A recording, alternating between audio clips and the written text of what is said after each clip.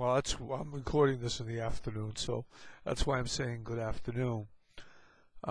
It's quite cold this weekend, so and they say it's supposed to get even colder, so I'm hoping that everyone stays safe and warm. That's the intention. Going into Module 4, this is a very interesting module. I really like what's coming up because everything we do about assessing our external market would have to do with what we're doing in our internal market. And that is, what is going to be our capabilities in assessing our strengths and weaknesses internally. And obviously, all this is going to depend on what we shouldn't do, what Kodak did, and that's kind of ignored what needs to be done from an innovative perspective.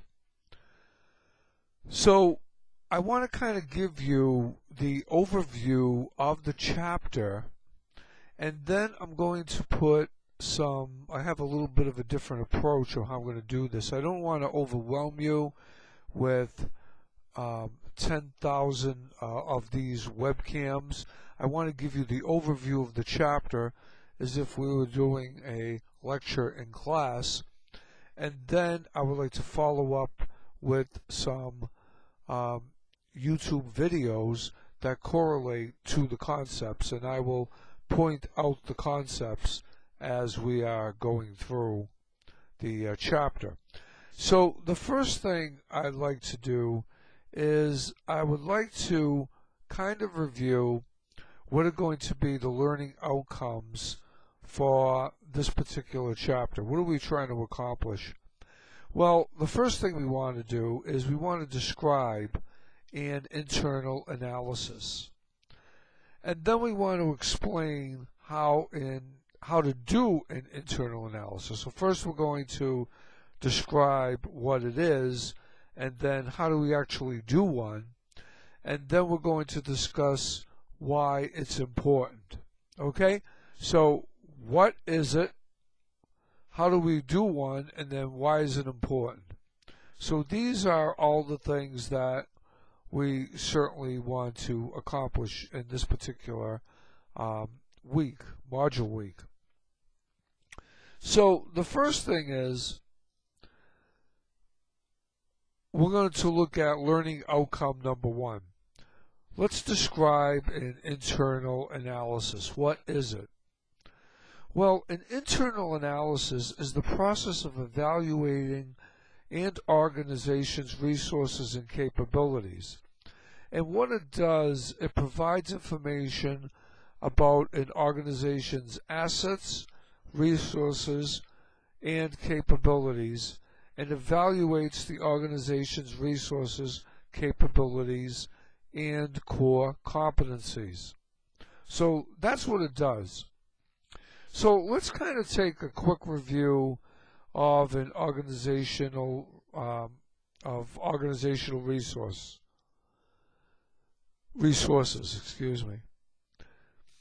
Well, first let's talk about the assets an organization has for carrying out whatever work activities and processes it's in.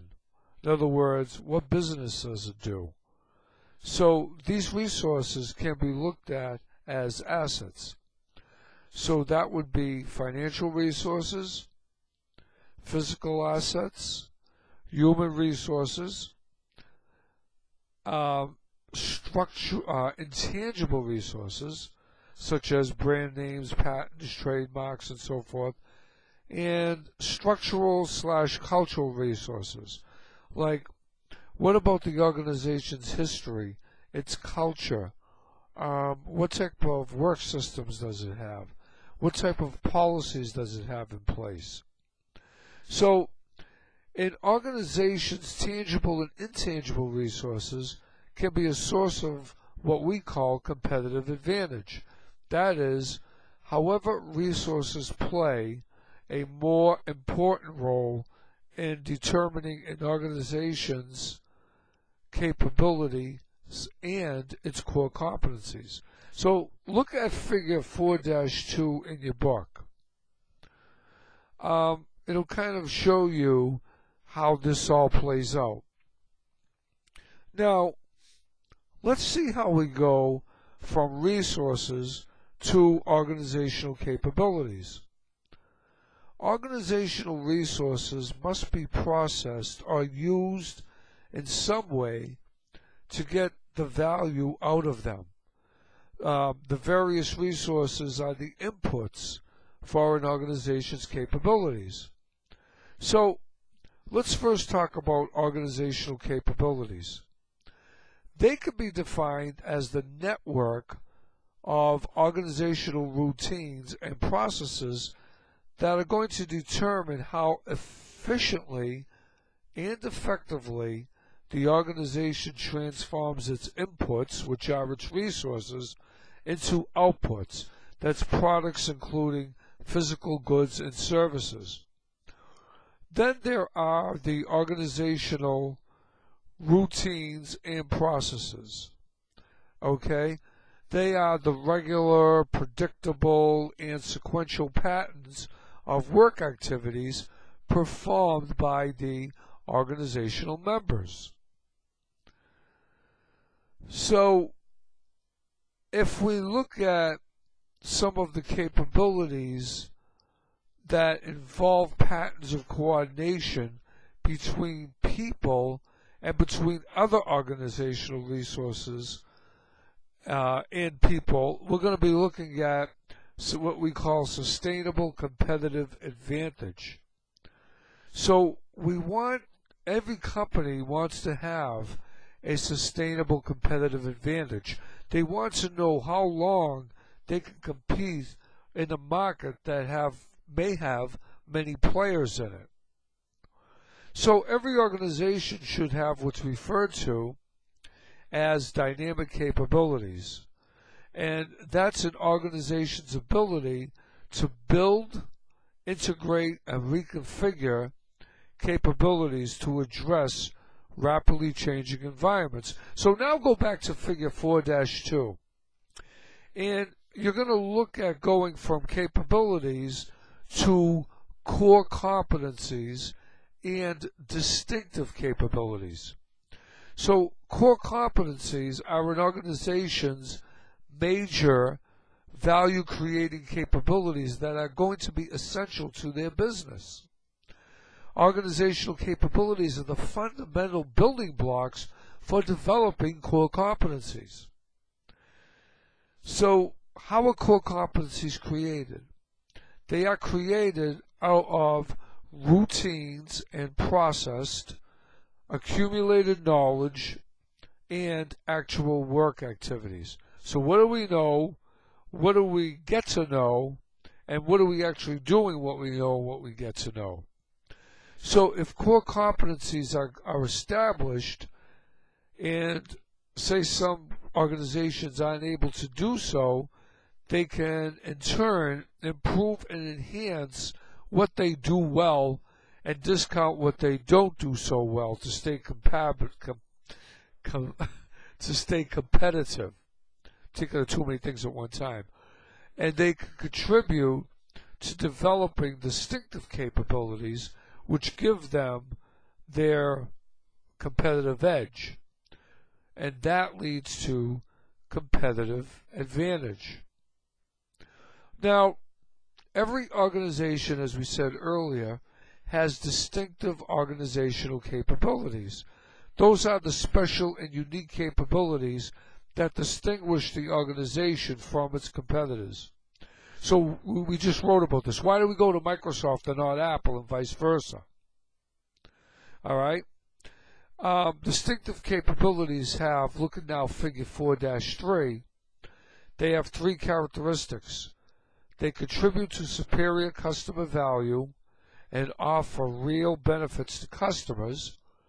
And 2, they are difficult for competitors to imitate. And 3, they allow the organization to use the capabilities in a variety of ways. So we want to build a relationship between organizational capabilities, distinctive organizational capabilities, and core competencies. Organizational capabilities come first. Go back to 4.2 now. When you look at them, they're the fundamental building blocks for developing core competencies. So every organization has organizational processes and routines to get their work done. They have competitive advantage. They look for performance results. And you want to do all of this at the same time. Now let's talk about strengths and weaknesses. The whole reason for doing an internal analysis, let's cut to the chase, is to assess what the organization has or doesn't have. What resources do they have? How can they get those resources? And what are their capabilities? In other words, what are its strengths and its weaknesses? So let's talk about strengths first.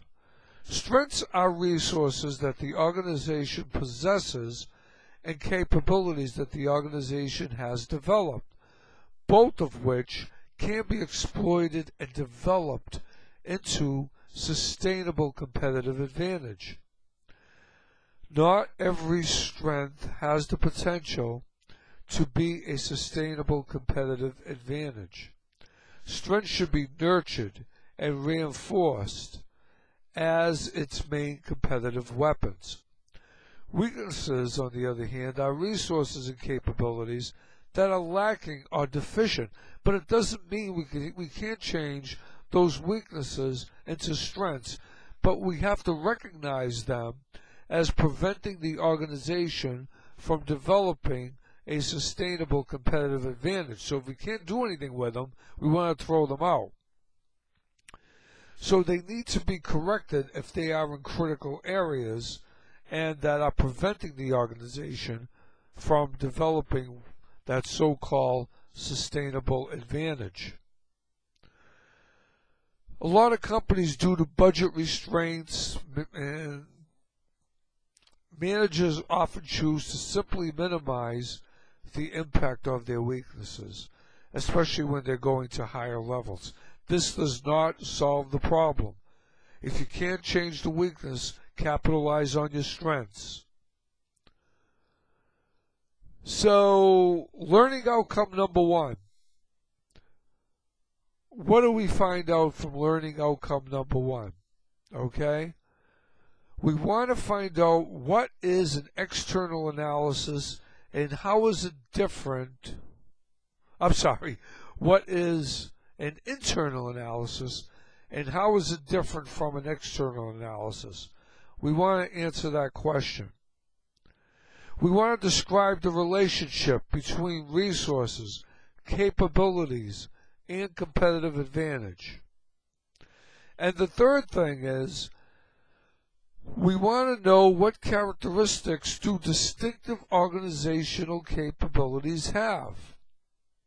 Finally, now we can turn around and once we know all of these three, we can define our strengths and weaknesses. So now let's go to learning outcome number 2. And we will do that in the next video.